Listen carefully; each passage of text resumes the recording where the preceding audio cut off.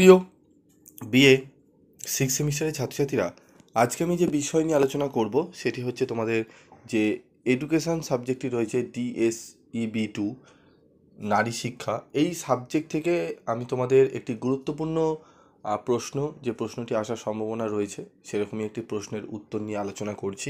এবং তোমাদের আমি এই সাবজেক্টটি থেকে গুরুত্বপূর্ণ সাজেশান দিয়ে দিয়েছি, আশা করি তোমরা সেগুলো দেখেছো। তো আজকের এই ভিডিওতে যে প্রশ্নটি বলবো সেটি ভালো করে তোমরা দেখো, উত্তরগুলো আমি আলোচনা করে দিচ্ছি। তো নারী শিক্ষায় সামাজিক ও রাজনৈতিক বাধাগুলির ধারণা দাও। যে কোনো রাষ্ট্রের উন্নয়নে নারীদের ক্ষমতায়ন একটি উল্লেখযোগ্য ও কার্যকরী হাতিয়ার, অথচ ভারতের মতো দেশে আজও বহু নারী সামাজিক, অর্থনৈতিক ও রাজনৈতিক প্রতিটি ক্ষেত্রে পশ্চাৎবর্তী অবস্থায় অবস্থান করছে। নারীর এই পশ্চাৎপদতার জন্য দায়ী প্রধানত ভারতের পিতৃতান্ত্রিক সমাজ কাঠামো ও ধ্যান ধারণা।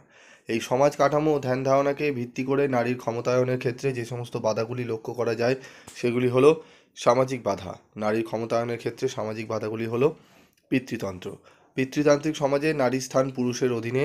যেহেতু পিতৃতান্ত্রিক ব্যবস্থা পুরুষেরই সৃষ্টি, সেহেতু তারা নিজেদের জন্য সুবিধাজনক স্থান নির্ধারণ করে নিয়ে নারীর স্থান রেখেছে অনেকটা নিচে। যুগ যুগ ধরে এই ব্যবস্থা চলতে থাকায় নারী সমাজে সেটা নির্বিচারে মেনে নিয়েছে। প্রকৃত বাধা এখানেই যে নারী নিজেকে দুর্বল ও হীন ধরে নিয়ে পুরুষের অধীনে থাকাটাই স্বাভাবিক বলে ধরে নিয়েছে। পরিবার। ভারতীয় নারীর স্থান প্রধানত গৃহের অভ্যন্তরে। নারী সন্তান, সংসারের কাজকর্ম আর সামগ্রিকভাবে পরিবারকে সামলানোর দায়িত্বে থাকে। পারিবারিক বিষয় সম্পত্তি অন্যান্য উৎপাদনশীল সম্পদে নারীর অধিকার নেই।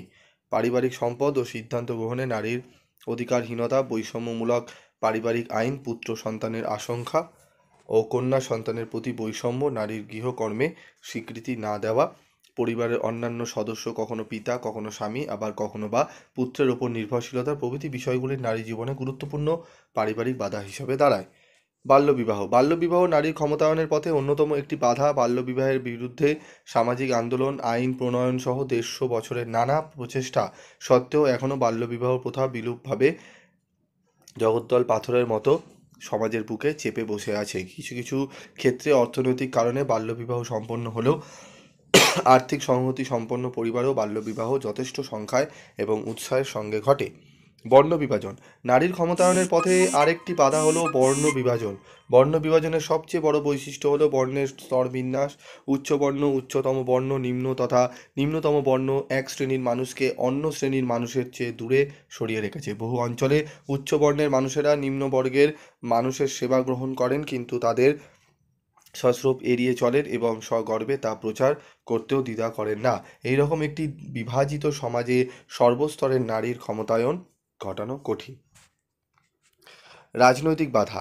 যে কোনো রাজনৈতিক ব্যবস্থার একটি গুরুত্বপূর্ণ বৈশিষ্ট্য হলো রাজনীতিতে অংশগ্রহণ। এই রাজনীতিতে অংশগ্রহণের ক্ষেত্রে নারীকে বিভিন্ন ধরনের সমস্যার সম্মুখীন হতে হয়। এই সমস্ত সমস্যাগুলি নিম্নে আলোচিত হলো।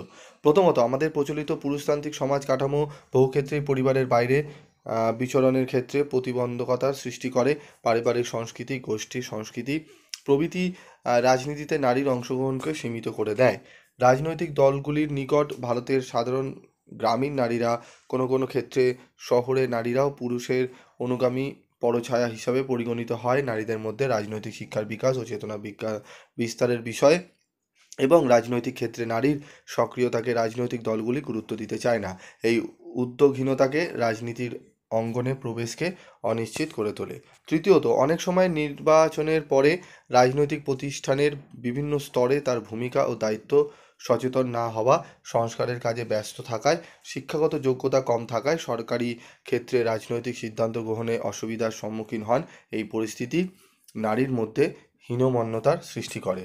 চতুর্থ, বহু ক্ষেত্রে এখনও দেখা যায় যে নির্বাচিত নারী সমস্যা, তাদের স্থানীয় স্তরের শাসন ব্যবস্থা সম্পর্কে স্পষ্ট ধারণা, উপযুক্ত প্রশিক্ষণ থাকে না, এমনকি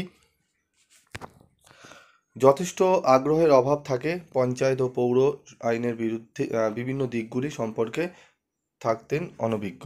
এই পরিস্থিতিও কিছুদিন পর নারীকে তার রাজনৈতিক অঙ্গনে ধারাবাহিক অবস্থান থেকে দূরে ঠেলে দেয়। ঠিক আছে, তো এই প্রশ্নের উত্তরটি তোমরা দেখে নিলে। তোমাদের গুরুত্বপূর্ণ প্রশ্নের উত্তরগুলো আমি আলোচনা করে দিলাম। এরকমই video answer video, question video, suggestion video এবং বিভিন্ন আপডেট, ক্যালকাটা ইউনিভার্সিটির আপডেট বা অন্যান্য ইউনিভার্সিটির আপডেট পাওয়ার জন্য তোমাদের অবশ্যই চ্যানেলের সাথে থাকতে হবে। এবং তোমাদের যারা ছোটো ভাই বোনেরা রয়েছে তাদেরকেও তোমরা বলবে, এবং যারা অন্যান্য তোমাদের চেনা জানা রয়েছে প্রত্যেককে বলবে চ্যানেলটি সাবস্ক্রাইব করে পাশে থাকা বেল আইকনে ক্লিক করে রেখে দিতে, যাতে যখনই তাদের দরকার পড়বে পড়াশোনা রিলেটেড তারা যেন সেগুলো এই চ্যানেল থেকে দেখে নেন। আজকের মতো এটুকুই, দেখা হচ্ছে পরবর্তী ভিডিওতে। সকলে ভালো থেকো, সুস্থ থেকো।